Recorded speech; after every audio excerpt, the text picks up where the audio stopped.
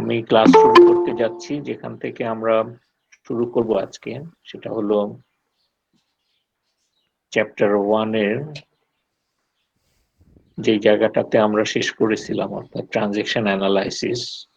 Mister রে নীলের একটা বিজনেস, সেখানে আমরা অ্যাকাউন্টিং ইকুয়েশনের উপরে যে 10টা ট্রানজেকশন অ্যানালাইজ করে আমরা দেখার চেষ্টা করেছি যে হাউ ইট লুকস লাইক, কিভাবে এটা কমপ্লিট করা যায় ট্রানজেকশন অ্যানালাইসিসকে। এটাই আশা করি তোমরা সবাই স্ক্রিন দেখতে পাচ্ছ। যদি কোনো সমস্যা হয় আমাকে জানাবে। না স্যার, দেখতে পাচ্ছি স্যার। দেখতে পাচ্ছ না?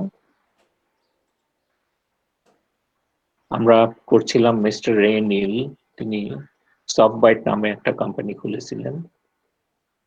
এটার সবগুলো ট্রানজেকশন কি আমরা করেছিলাম নাকি? না স্যার, সবগুলো মানে মোটামুটি একটা ধারণা দিয়েছিলেন আমাদের এই ব্যাপারে। আচ্ছা, জি স্যার।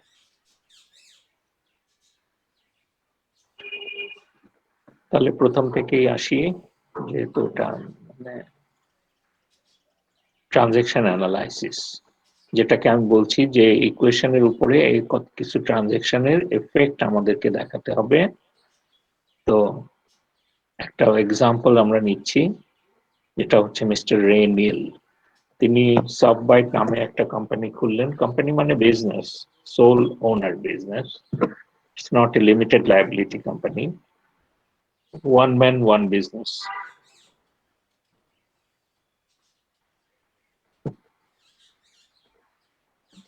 এরকম একটা বিজনেসে তিনি $15,000 যখন ইনভেস্ট করলেন, তখন ইকুয়েশনের উপরে কি এফেক্ট হবে। আমরা প্রথমে এরকম উপরে একটা ইকুয়েশন লিখলাম, assets equals to liabilities plus owners equity. Owners ইকুইটির নাম হচ্ছে রে নীল ক্যাপিটাল, আর অ্যাসেট যেটা ক্যাশ করলো 1500। on the equation the effect is plus 15,000 in cash and plus owner's equity 15,000। মানে এই দুটো এফেক্ট দেখাতে হয়। নিয়ম হচ্ছে যে আমাদের অ্যাকাউন্টিং রেকর্ডে যখন আমরা ইকুয়েশন ফরম্যাটে অ্যাকাউন্টিং করছি, this is not personal accounting, তখন আমরা সবসময়ই যে কোনো ট্রানজেকশনেরই দুটো এফেক্ট অন দ্য ইকুয়েশন সেটাকে আমরা দেখাবো।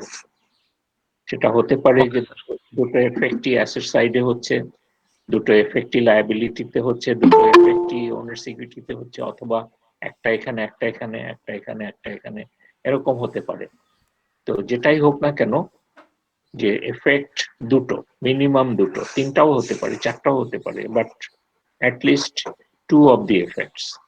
যে টু অফ দি এফেক্টস এর মধ্যে দেখা যাচ্ছে যে অ্যাসেট এবং লায়াবিলিটি ওনার সিকিউরিটির যে দুটো সাইড, দুটো পক্ষ যে আমরা করেছি, দুটো সাইড, এই দুটো সাইডের এফেক্ট গুলো মোটামুটি এবং সবসময় সমান হয়। প্রথম ট্রানজেকশনে ছিল আমাদের সাববাইটের $15,000 ইনভেস্টমেন্ট আমরা পেয়েছি রে নীলের কাছ থেকে, সেটা এইভাবে দেখালাম, asset plus cash 15 and owner's equity investment plus 15। তোমাদের এক বন্ধু অ্যাড হতে চাচ্ছে, আমি অ্যাড করে দিই। Okay sir.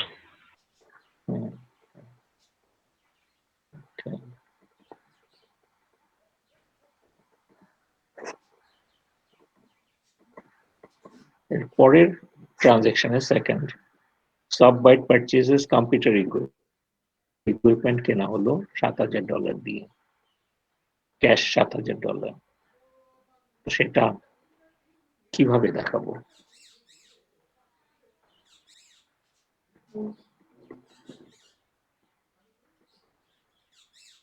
এটা দেখাবো আমরা এইভাবে যে ক্যাশ 7,000 মাইনাস হয়ে যাচ্ছে, কারণ কম্পিউটার কেনার জন্য টাকাটা খরচ করতে হলো। কিন্তু সেই সাথে সেকেন্ড এফেক্টটা হচ্ছে, যদিও ক্যাশ কমেছে, সেকেন্ড এফেক্টটা হচ্ছে একটা কম্পিউটার ইকুইপমেন্ট সফটবাইট পেলো। তাহলে সফটবাইটের এক্সিকিউটিভ এইভাবে লিখবে যে ইন সফটবাইট 7,000 প্লাস হলো অন ইন ইকুইপমেন্ট টাইটেলে, আর ক্যাশ মাইনাস হলো So equation will look like this. Okay sir. Transaction 3 তে দেখা যাচ্ছে Softbyte purchases supplies $1,600 from Acme Supply Company. Acme Supply Company agrees to allow Softbyte to pay this bill next month. Next month A bill pay করার জন্য allow করলো। মানে this is a purchase on account এখানে বলা হচ্ছে দেখো। Which is a purchase on account. The on account এর purchase কিভাবে আমরা দেখাবো on the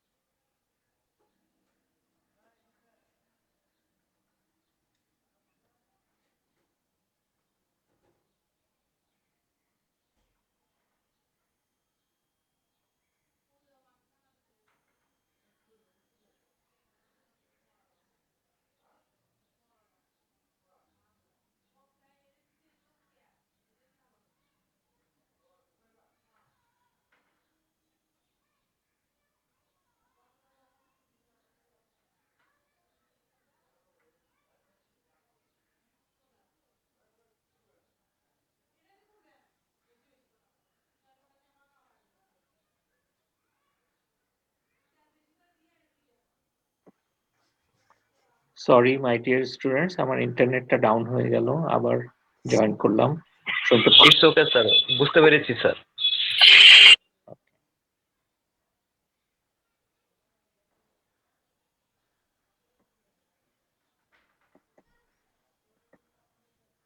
আমি আবারও স্লাইডে চলে যাচ্ছি, পাওয়ার পয়েন্ট স্লাইডে। Okay sir.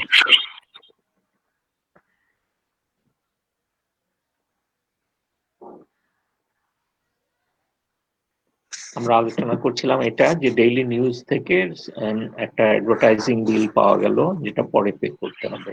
তো এটা আমরা জি স্যার। দিলাম, এটাকে আমরা এক্সপেন্স হিসেবে ওনার সিকিউরিটিকে কমিয়েছিলাম $250, আর এটা অন অ্যাকাউন্ট যেহেতু একটা লায়াবিলিটি ক্রিয়েট হলো, এখানে $250 প্লাস করেছিলাম। তারপরে ট্রানজেকশন 6 এ ছিল $3,500 একটা প্রোগ্রামিং সার্ভিস আমরা কাস্টমারদেরকে দিয়েছি, যার একটা পার্ট ক্যাশে পাওয়া গিয়েছে $1,500, আর বাকি $2,000 আমরা বিল করে পাঠিয়েছি। সো এটা হচ্ছে তিনটা এফেক্ট। একটা হচ্ছে যে ক্যাশে বাড়ছে $1,500, আর অ্যাকাউন্টস রিসিভেবল নামে একটা নতুন অ্যাসেট ক্রিয়েট হলো $2,000, মানে এটা যাদের কাছ থেকে আমরা টাকাটা পাবো তাদেরকে বলা হবে অ্যাকাউন্টস রিসিভেবল, এটাও অন অ্যাকাউন্ট রেভিনিউ। আর এই দুটো টোটাল হচ্ছে রেভিনিউ, টোটাল রেভিনিউ হচ্ছে $3,500, এটা ইকুইটিকে বাড়াবে। জি স্যার। হ্যাঁ, রেভিনিউ সবসময় ইকুইটিকে বাড়ায়। তারপরে ট্রানজেকশন 8 এ আমরা দেখতে পাচ্ছি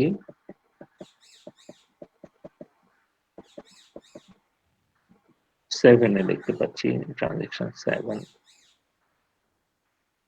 7 এ দেখতে পাচ্ছি এক্সপেন্স পে করতে হলো কতগুলো, rent expense $600, salaries $900 and utilities $200। আমরা জানি যে এক্সপেন্স সবসময় ইকুইটিকে কমায় আর রেভিনিউ ইকুইটিকে বাড়ায়। তো এখানে আমরা ইকুইটি থেকে বিয়োগ দিব,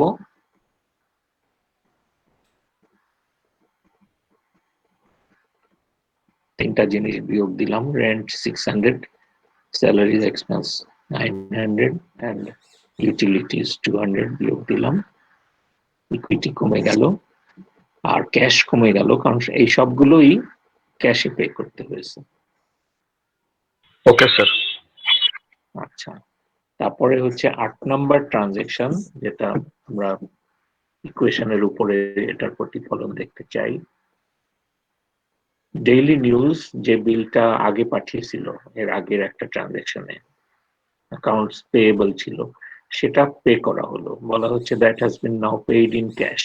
Subbite pays its 250 daily news advertising bill in cash। তাহলে বোঝা যাচ্ছে ক্যাশ কমে যাচ্ছে প্রতিষ্ঠানে। আর কি কমবে, এটা নতুন করে এক্সপেন্স হয়নি, বরং একটা পুরনো লায়াবিলিটিকে পে করা হচ্ছে। এক্সপেন্স তো আগেই রেকর্ড করা হয়েছিল, তাই না? তো এখানে জি স্যার। এটা পরিশোধ করা হলো, সো এটা -250 হিয়ার, এন্ড ক্যাশ কমে যাচ্ছে 250 হিয়ার, মাইনাস, দুটোই মাইনাস। 9 নম্বরে হচ্ছে $600 received from customers। ওই যে কাস্টমারদেরকে $2,000 বিল পাঠিয়ে দেওয়া হয়েছিল আগে, সেখান থেকে $600 পেলাম আমরা। তাহলে অ্যাকাউন্ট রিসিভেবল থেকে $600 পেলাম, কিভাবে দেখাবো? এখানে অ্যাকাউন্ট রিসিভেবল থেকে মাইনাস করছি 600, কারণ পেয়ে গেলাম, এটা আর 2,000 থাকবে না। আর এখানে প্লাস 600 হবে, কারণ এখান থেকে ক্যাশে চলে আসলো। So one asset minus another asset plus, 600 cash বাড়লো। জি স্যার।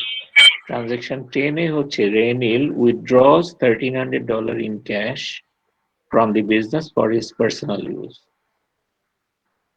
রেনিল হচ্ছে সাববাইটের মালিক, এই যে মিস্টার রেনিল, ইনি $1,300 নিয়ে নিলেন বিজনেস থেকে পার্সোনাল ইউজের জন্য। উনি এটা নিতেই পারেন, কারণ রেভিনিউ জেনারেট করেছেন, নিশ্চয়ই বিজনেসের কোনো লাভ হয়েছে এবং সেই লাভের একটা অংশ তিনি নিচ্ছেন খরচের জন্য, এটা নিতেই পারেন।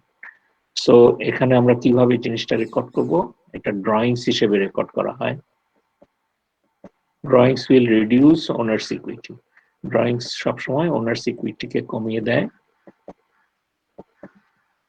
সে কারণে ড্রয়িংস লিখে আমরা মাইনাস করে দিচ্ছি 1300 আর ক্যাশ থেকে মাইনাস করে দিচ্ছি 1300, কারণ ক্যাশ কমে যাচ্ছে সাব বাইটে। এই হচ্ছে 10টা ট্রানজেকশনের এফেক্ট। এবং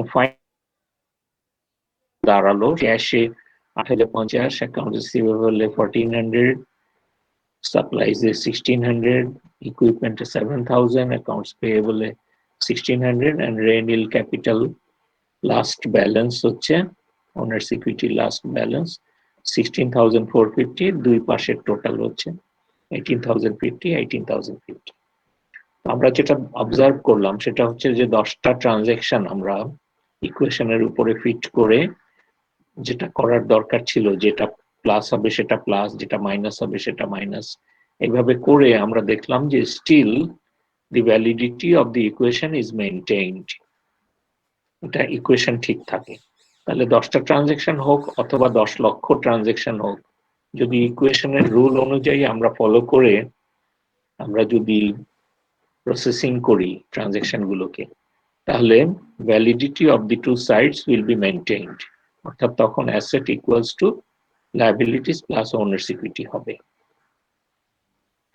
এবং এইটা আমরা জেনারেলি এই প্রিন্সিপালটাই ফলো করে থাকি for corporate accounting, for any other entity accounting, যে কোনো প্রতিষ্ঠানের অ্যাকাউন্টিং এর জন্য আমরা এই পলিসিটা ফলো করে থাকি।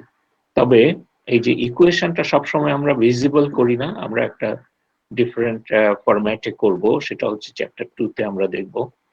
তো যদি ইকুয়েশন ফরম্যাটে এইভাবে আমরা করতে থাকি, তাহলে যদিও আমরা ইকুয়েশনের ভ্যালিডিটি পাই, আমরা এই ইকুয়েশনকে প্রেজেন্ট করি না টু দ্য ম্যানেজমেন্ট। আমরা যারা অ্যাকাউন্টিং ইনফরমেশন ইউজার, তারা ইকুয়েশনের রেজাল্ট দেখতে চাই না, আমরা চাই result of operations in statement form. যে কারণে আমাদেরকে 4টা ফিনান্সিয়াল স্টেটমেন্ট তৈরি করতে হয়।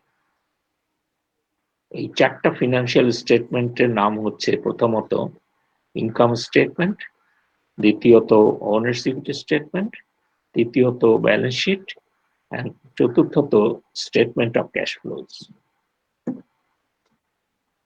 আবারও বলছি যে আমরা সাধারণত at the end of the period, যখন আমাদের ট্রানজেকশন অ্যানালাইসিস হয়ে যায়, তখন ট্রানজেকশন অ্যানালাইসিসের যে এন্ড রেজাল্ট, এটাকে আমরা বলছি এন্ড রেজাল্ট। অর্থাৎ প্রতিটা অ্যাকাউন্টে এই যে টাইটেলগুলো, এই টাইটেলগুলোর যে ব্যালেন্স থাকে, যে এগুলোকে বলা হচ্ছে ব্যালেন্স, নিউ ব্যালেন্স। এই লাস্ট ব্যালেন্স গুলোকে নিয়ে আমরা 4টা স্টেটমেন্ট তৈরি করি। জি স্যার। 4টা স্টেটমেন্টের নাম আমাদের অবশ্যই মনে রাখতে হবে, সব সময় মনে রাখতে হবে। খেয়াল করো, income statement number 1, number 2 owners equity statement, number 3 balance sheet, and number 4 statement of cash flows. 4টা স্টেটমেন্ট তৈরি করতে এবং এইগুলোর সিগনিফিকেন্স, কেন তৈরি করি, কি কাজে লাগে এবং কিভাবে তৈরি করতে হয়, এইটা শেখাটাই হচ্ছে আমাদের মূল উদ্দেশ্য। এই কোর্সে আমরা প্রথমেই এই উদ্দেশ্যটা অর্জন করব, যে লার্নিং অবজেক্টিভ, যে এই 4টা স্টেটমেন্ট তৈরি করতে শেখা। 4টার মধ্যে অ্যাটলিস্ট 3টা, এই 3টা উপরের 3টা, এইটা আমরা সাধারণত অন্য আরেকটা কোর্স যেটাকে বলা হয় ফিনান্স কোর্স, তোমাদের সেটা করতে হবে, এটা নন মেজর, সুতরাং সবাইকে করতে হবে। ফিনান্স, প্রিন্সিপালস অফ ফাইন্যান্স, সেখানে এই স্টেটমেন্ট অফ ক্যাশ ফ্লোর বিস্তারিত চ্যাপ্টার আছে, আলোচনা আছে। Okay sir. তো এখন ফার্স্ট স্টেটমেন্টকে আমরা ভালো করে দেখে নিই কিভাবে তৈরি করতে হবে। প্রথমত নাম দিতে হবে বিজনেসের, তারপরে স্টেটমেন্টের নাম ইনকাম স্টেটমেন্ট, তারপরে বলতে হবে যে কোন পিরিয়ডের জন্য এটা করা হচ্ছে। এখানে যেমন বলা হলো for the month ended September 30, 2005, September 30 তারিখে যে মাস শেষ হলো সেই মাসের জন্য। প্রথম সেকশনে থাকবে, এটা প্রথম সেকশন, রেভিনিউ। এখানে রেভিনিউ হচ্ছে 4700।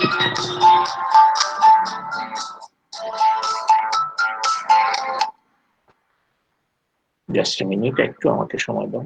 হ্যালো, ওয়ালাইকুম আসসালাম। হ্যাঁ বলেন। হ্যাঁ নিয়ে আসেন। হুম, নিয়ে এসে নিচে আমাকে খবর দাও। ওকে।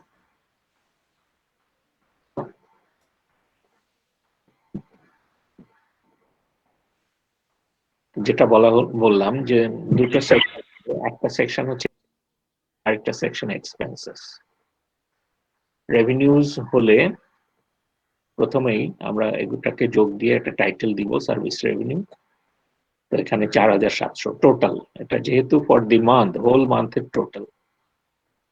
একবার হলো $1,200, আরেকবার হলো 3,500, দুটো মিলে হচ্ছে 4,700। আচ্ছা, তারপরে expenses, all expenses, this is one expense, this is one, this is one, this is one.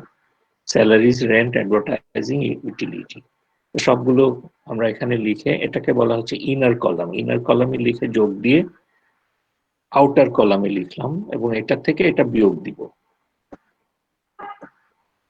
বিয়োগ দিলে আমার হচ্ছে 2,750, এন্ড এটার সামনে আমাদের লিখতে হবে net income. This is net income. Net income কখন হবে? যখন রেভিনিউ বেশি হবে, এক্সপেন্স কম হবে। আর যদি উল্টো হয়, এটা বেশি এটা কম, তাহলে এখানে হবে নেট লস। ঠিক আছে, ইনকাম স্টেটমেন্ট হয়ে গেল। তারপরে সেকেন্ড স্টেটমেন্ট, ওনার সিকিউরিটি স্টেটমেন্ট। ওই একইভাবে টাইটেল লিখতে হবে, name of the business, name of the statement, and for the month ended September 30 for the period. তারপরে শুরু করতে হবে বিগিনিং ব্যালেন্স দিয়ে, যদিও এখানে অন্য কথা লেখা আছে। Anyway, the end beginning balance মানে সেপ্টেম্বর 1 তারিখে তোমার ইকুইটি ছিল কিনা, না, জিরো। তো এটা নতুন বিজনেস, তো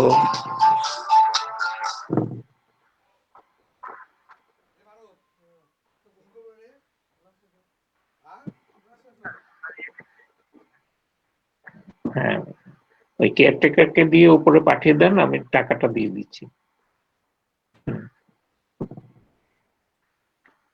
মাই ডিয়ার স্টুডেন্টস, আমাকে একটু 30 সেকেন্ড সময় দাও। ওকে sir, okay sir.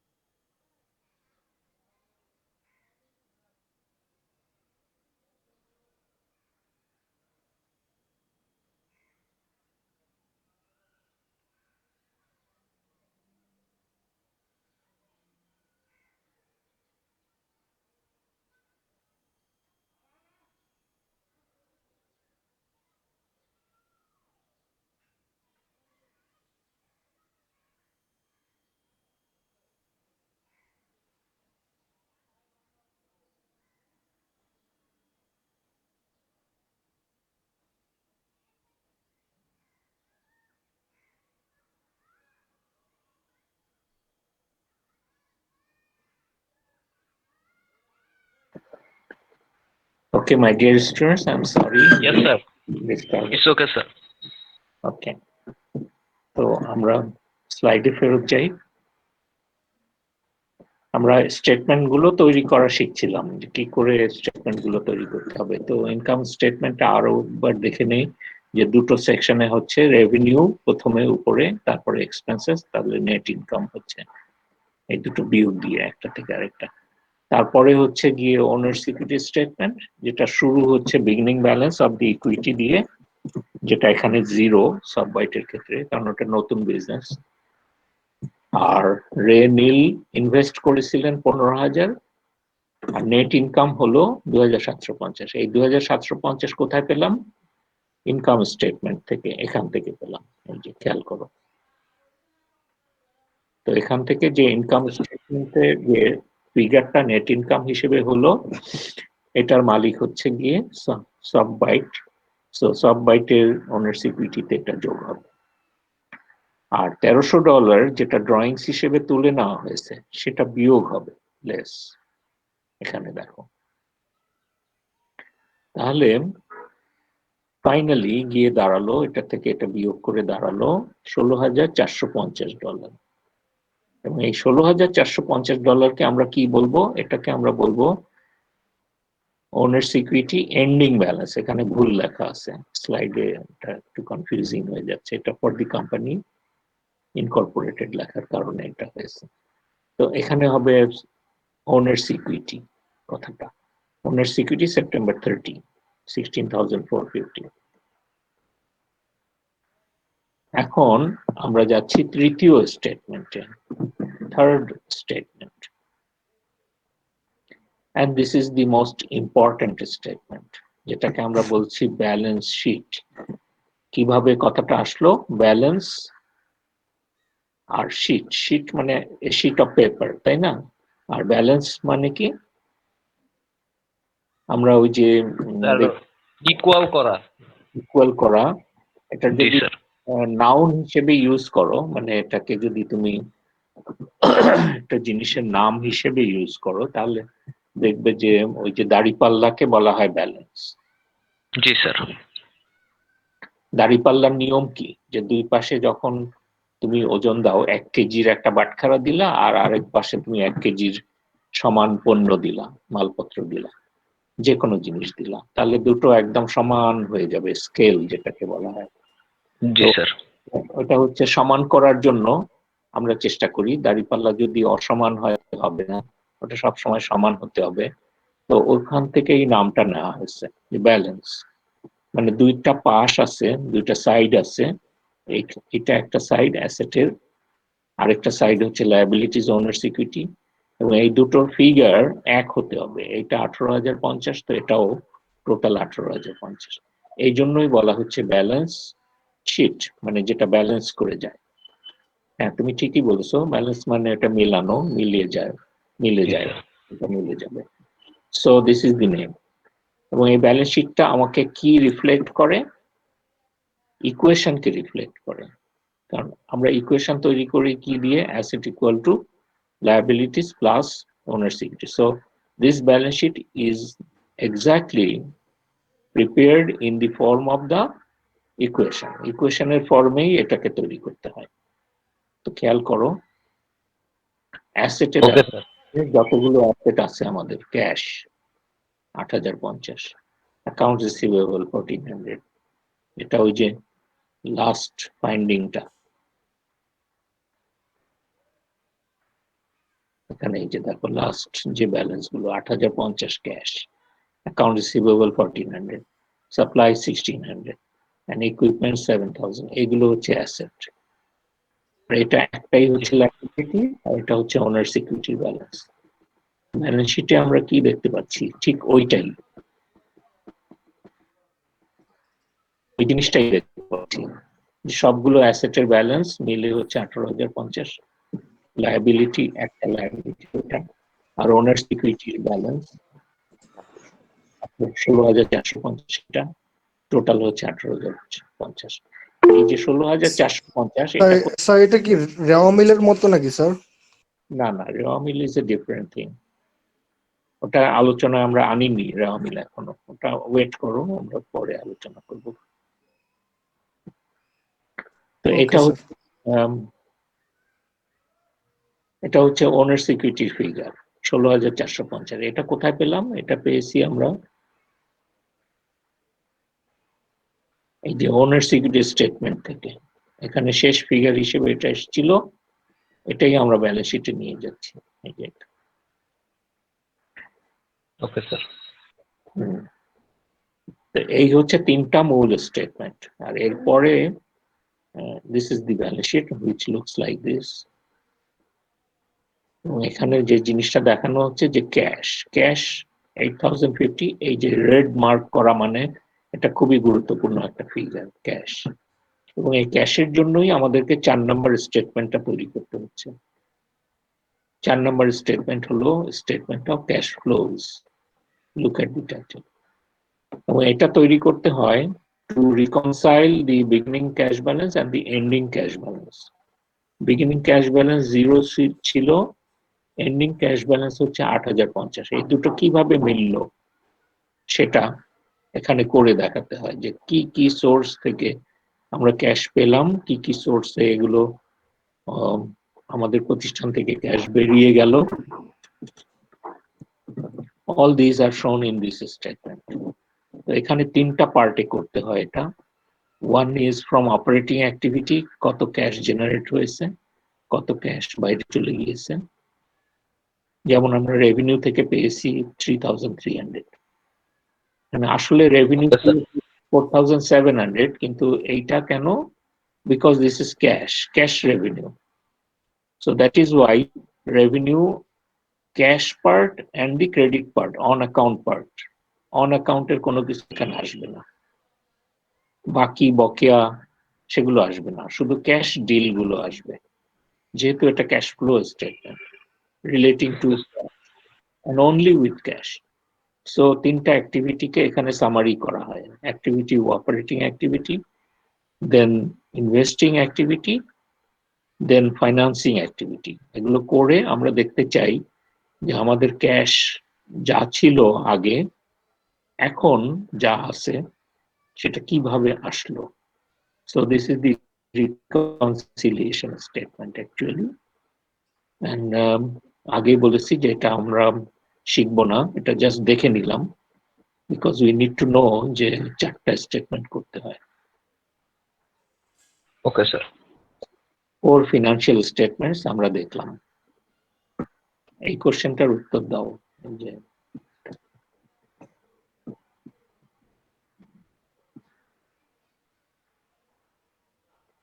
which of the following is not an advantage of the corporate form of business organization?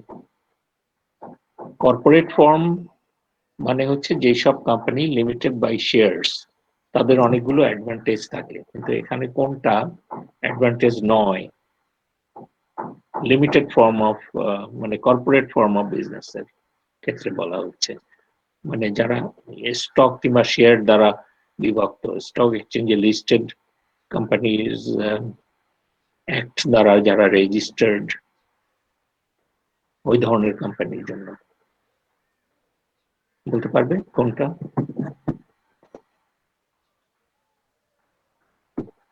Sir এ মনে হচ্ছে, option A, limited liability of stock holder. এখানে খেয়াল করো, this is an advantage, stock হোল্ডারদের জন্য এটা একটা ওকে, advantage. Sorry sir. বলা not, is not an advantage, not negative answer. তো দেখো আবারও চিন্তা করো।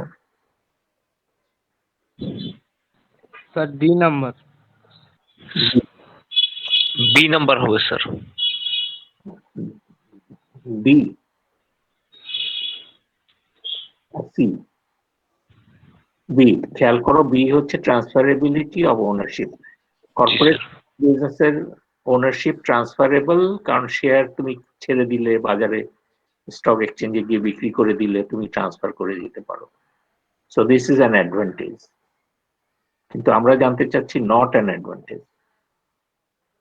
আনলিমিটেড লাইফ, হ্যাঁ, কর্পোরেট ফর্ম অফ বিজনেসের আনলিমিটেড লাইফ, মানে যদি মালিক মরে যায় মালিক মানে শেয়ার হোল্ডার যদি মারা যায় তাহলে কোম্পানি কিচ্ছু হয় না, ওই শেয়ার অন্যদের হাতে চলে যায়। তো company Sir, C. C. Exactly. The answer should be C. Unlimited personal liability of stockholders. Stock কিংবা শেয়ার যারা কিনে তাদের লায়াবিলিটি ওই স্টক কিংবা শেয়ারের ভ্যালু পর্যন্ত, ওর চেয়ে বেশি নয়। Okay sir. অর্থাৎ কর্পোরেট ফর্ম অফ বিজনেসে যারা কোম্পানিকে লোন দিয়েছে তারা কখনো ওই শেয়ার হোল্ডারের পার্সোনাল প্রপার্টিকে দাবি করতে পারবে না। ওই শেয়ার কিংবা স্টক যেটা সে কিনেছে ওইটাই লস হতে পারে ম্যাক্সিমাম, এছাড়া আর কিছু। So C is the answer. Okay, এই সঙ্গে আমাদের চ্যাপ্টার 1 শেষ হচ্ছে। এখন আমরা বইয়ের ভেতরে চলে যাব ফর প্র্যাকটিস। আমরা দেখব যে এন্ডে কি আছে।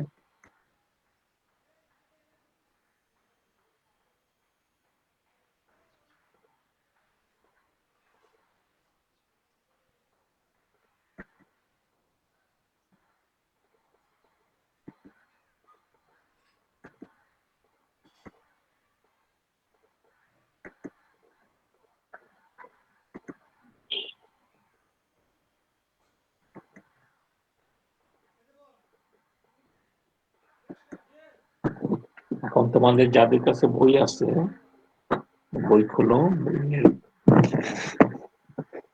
তোমরা 16 পৃষ্ঠাতে দেখতে পাচ্ছ যে আমরা আজকে যে আলোচনা করলাম, যে চারটা স্টেটমেন্ট, সেই চারটা স্টেটমেন্ট খুব সুন্দরভাবে এখানে দেখানো হয়েছে।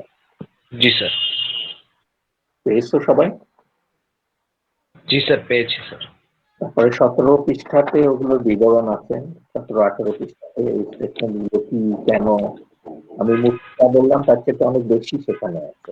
ঠিক আছে, এগুলো তোমাদেরকে একটু জানতে হবে। তারপরে হচ্ছে গ্লসারি টার্মসে অনেকগুলো ডেফিনিশন দেখতে পাচ্ছ তোমরা 21 পৃষ্ঠাতে।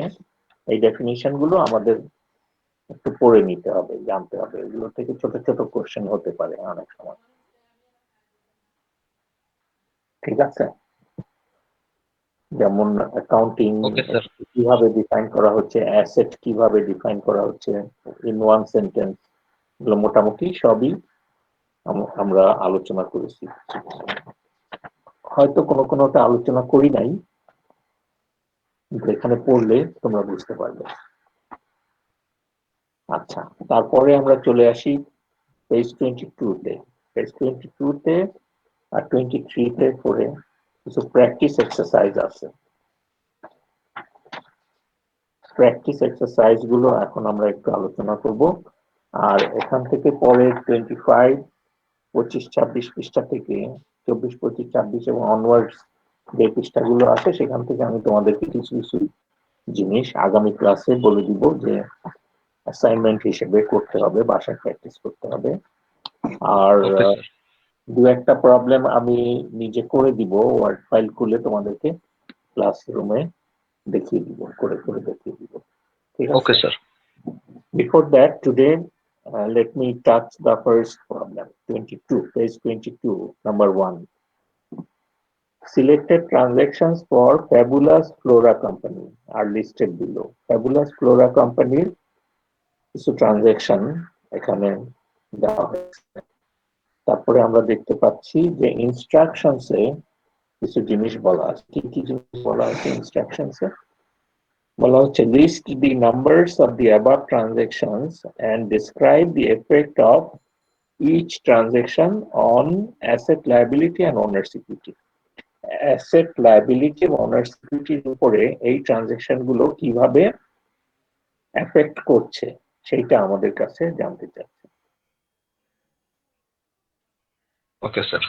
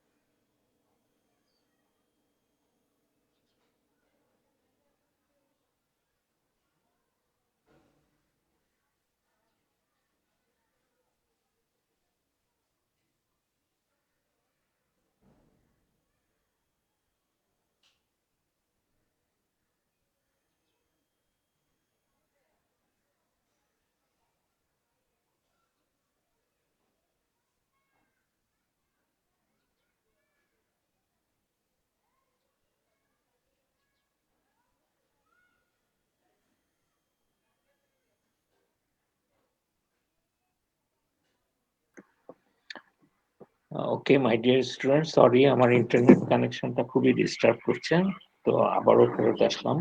ওকে স্যার, ওকে স্যার। জি স্যার, শুনতে পাচ্ছি স্যার। ওকে, যেটা আমরা সলভ করছিলাম এই যে প্র্যাকটিস এক্সারসাইজের পেজ 22 থেকে, তো আমাদের কাছ থেকে জানতে চাওয়া হয়েছে যে ইকুয়েশনের উপরে এই যে অনেকগুলো ট্রানজেকশন দেওয়া আছে 9টা, এই ট্রানজেকশন গুলোর এফেক্ট কি হবে। তো প্রথম ট্রানজেকশন ছিল এরকম যে made cash investments to start business, এটার এফেক্ট জি sir. Increase in asset and increase in owners equity. এটা মনে রাখতে হবে আমাদের যে আমরা রেকর্ড করছি কিংবা আমরা চিন্তা করছি ফ্যাবুলাস ফ্লোরা কোম্পানির ভেতরে বসে, তার মানে ওখানে ভেতরে যে এক্সিকিউটিভ তিনি কিভাবে জিনিসটাকে দেখবেন। তো যদি cash investment two start business হয় তাহলে উনি যেটা করবেন সেটা হচ্ছে যে একটা অ্যাসেট বাড়াবেন, ক্যাশ অ্যাসেট ইনক্রিজ করবেন আর ওনার সিকিউরিটি ইনক্রিজ করবেন। জি স্যার। 2 নম্বরে বলা হচ্ছে purchased equipment on account. Purchased equipment on account হলেই আমাদের মাথায় আসছে যে একটা লায়াবিলিটি ক্রিয়েট হবে। তার মানে 2 নম্বরে হচ্ছে ইনক্রিজ অ্যাসেট, কারণ একটা ইকুইপমেন্ট কেনা হলো, ইকুইপমেন্ট ইজ অ্যান অ্যাসেট, সেটা ভেতরে আসবে। আর একটা লায়াবিলিটি ক্রিয়েট হবে, অব্লিগেশন, কারণ ওটার জন্য আমরা ক্যাশ পে করি নাই on account, so A liability will increase. 3 number হচ্ছে পেইড স্যালারিজ, এটার কিভাবে এফেক্ট হবে ইকুয়েশনের উপরে।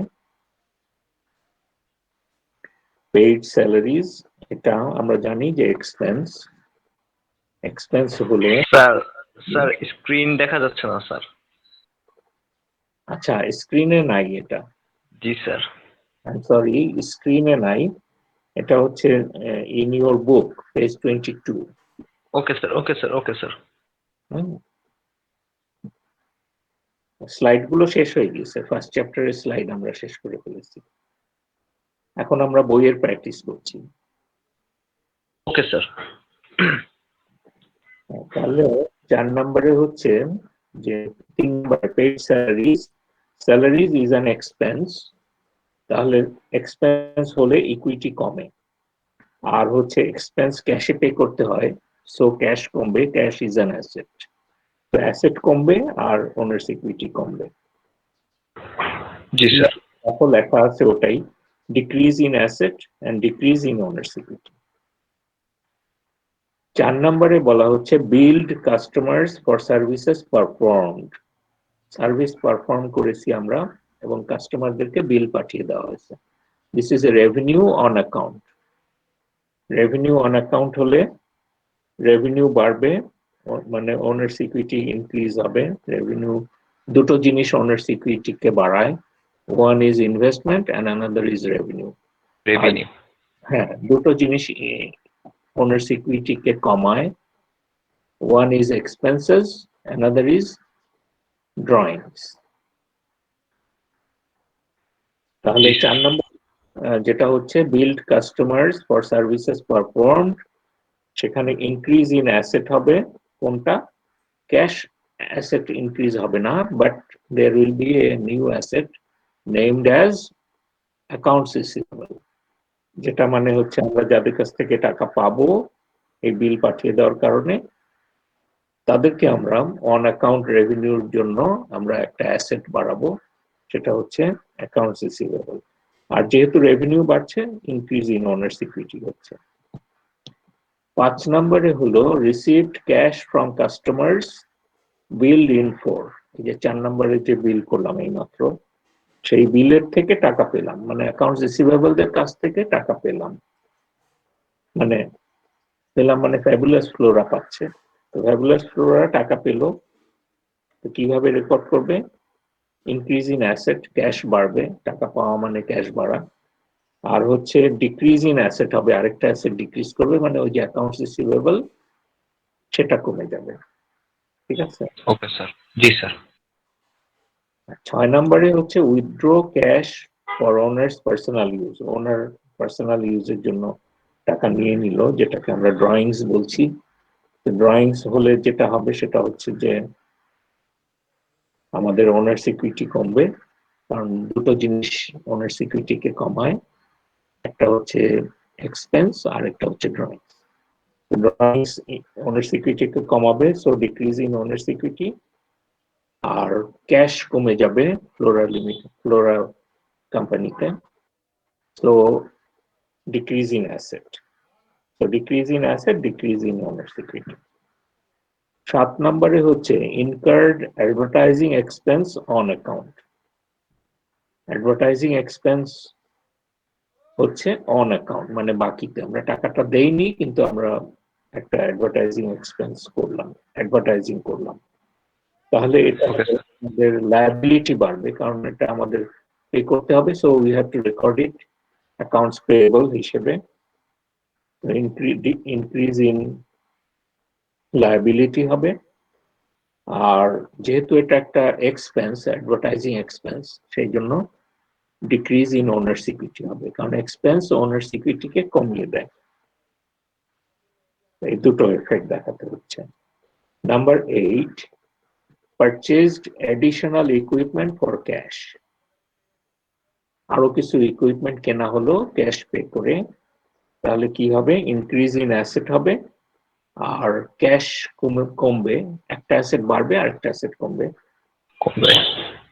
তো ক্যাশ কমবে, অ্যাসেট কমবে, আবার অ্যাসেট বাড়বে, ইকুইপমেন্ট বাড়বে।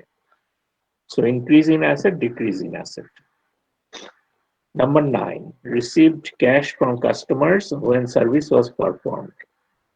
মানে সার্ভিস পারফর্ম করে সাথে সাথে ক্যাশ পাওয়া গেল, কি হবে? ইনক্রিজ ইন অ্যাসেট, কারণ ক্যাশ বাড়বে, আবার ওনার সিকিউরিটি বাড়বে, রেভিনিউ হলে ওনার সিকিউরিটি বাড়ে, তো increase in owner security. G sir.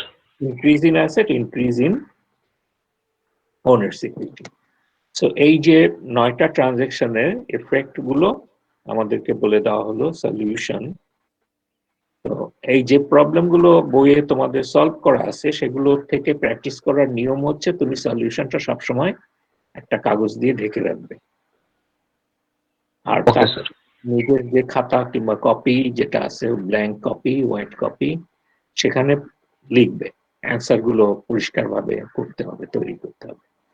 করে তারপরে যখন শেষ হলো করা, তখন তুমি ওই কাগজটা সরিয়ে সলিউশন গুলোর সাথে তোমার নিজের করা মিলিয়ে নেবে। মেলালে দেখতে পাবে যে ভুল করেছো, অনেক ভুল করেছো। এখন কেন ভুল করছো, তখন সেটা তোমাকে চিন্তা করে বের করতে হবে যে এই কারণে ভুল হয়েছে, সলিউশনটা এই হওয়া উচিত ছিল, আমি এটা করেছি। তো তোমার যে মাইন্ডসেট, মানে মাইন্ড অ্যাপ্লাই যেভাবে তুমি করেছো, সেটা তোমার তখন রিভিশন হয়ে যাবে, তখন তুমি নতুন ভাবে চিন্তা করা শিখবে যে এটা এইভাবে করতে হবে, এটা এইভাবে করতে হবে। তো সেটাই হচ্ছে learning objective. That means you need to learn by yourself through these problems. এই প্র্যাকটিস প্রবলেম এক্সারসাইজ গুলো দেওয়া থাকে এই জন্যই যে তুমি যেন নিজে চেষ্টা করে করে শেখো। আর আমি তো পরে এটা এক্সপ্যান্ডেড অ্যাকাউন্টিং ইকুয়েশন ফর্মে যেভাবে 23 পেজে দেখানো আছে ওগুলো আমি করে দিব, ওয়ার্ড ফাইল ওপেন করে নেক্সট ক্লাসে আমি করে দিব। আচ্ছা, প্রবলেম নাম্বার 2 তে দেখতে পাচ্ছ এখানে Almas Payroll Services Company, একটা প্রবলেম।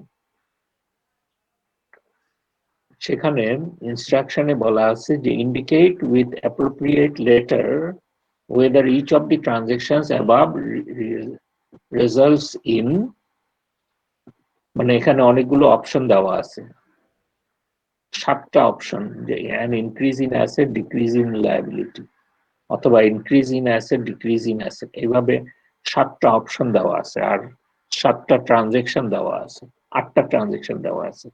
তোমাকে বলতে হবে যে এই 8টা ট্রানজেকশন কোনটার সাথে রিলেট করে। যেমন পারচেজড, 1 নম্বরে হচ্ছে purchased computers for $15,000 from Bytes of Data, এটা একটা কোম্পানির নাম, অন অ্যাকাউন্ট, মানে অন অ্যাকাউন্টে কম্পিউটার পারচেজ করা হলো। তাহলে আমরা কি বুঝতে পারছি এখানে, অন অ্যাকাউন্টে যদি কম্পিউটার পারচেজ করা হয়, তাহলে একটা অ্যাসেট বাড়বে কোম্পানিতে আর লায়াবিলিটি বাড়বে। তাহলে increase in asset, increase in liability, এই অপশনটা কোথায় আছে? Increase in asset, increase in liability অপশনটা আছে সি তে, ইনস্ট্রাকশনের সি তে। তাহলে আমি বলবো যে 1 নম্বর ট্রানজেকশনের উত্তর হচ্ছে সি। বুঝতে পেরেছো? জি স্যার। সি। তাহলে 2 নম্বরেরটার জন্য কোনটা? ডি, ই, এ, বি, এফ, জি কোনটা? এইভাবে খুঁজে খুঁজে আমাকে মেলাতে হবে। Okay sir. হ্যাঁ, তাহলে আমাদের কনসেপ্টটা ক্লিয়ার হয়ে যাবে। তারপরে আমরা নেক্সট ক্লাসে এই 23 প্র্যাকটিস প্রবলেমটা করব। তুমি নিজেও বাসায় করতে পারো। বাসায় শুধু এটাই না, আরো ভেতরে এক্সারসাইজ যে আছে 24 পৃষ্ঠা থেকে, সেগুলো আমি কি বলেছি যে আমি একটা অ্যাসাইনমেন্ট হিসেবে তোমাদেরকে দিব, কারণ এটা প্র্যাকটিসটা খুবই জরুরি। এগুলো আগে ভাগে তুমি করে রাখতে পারো, পরে আমি যখন অ্যাসাইনমেন্ট দিব তুমি তখন আপলোড করে আমাকে জানাতে দিবা। ওকে স্যার। Okay sir. স্যার 24 পৃষ্ঠার কোনগুলো স্যার? এখানে 24 পৃষ্ঠা থেকে অনেকগুলোই আছে, সবগুলোই করতে হবে। Okay sir. Okay sir. Sir exercise যেগুলো সবগুলাই? হ্যাঁ, up to page 30, okay sir. Okay sir. 24 থেকে 30 পর্যন্ত। ওকে স্যার।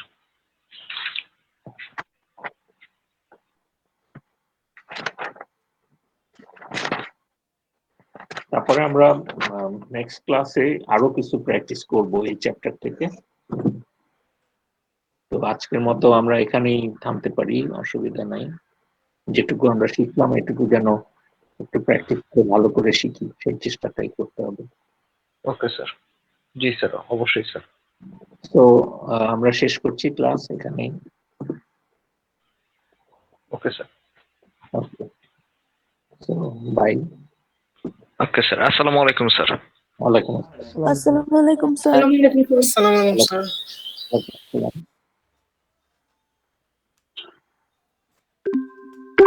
আসসালামু আলাইকুম স্যার। ওয়ালাইকুম আসসালাম।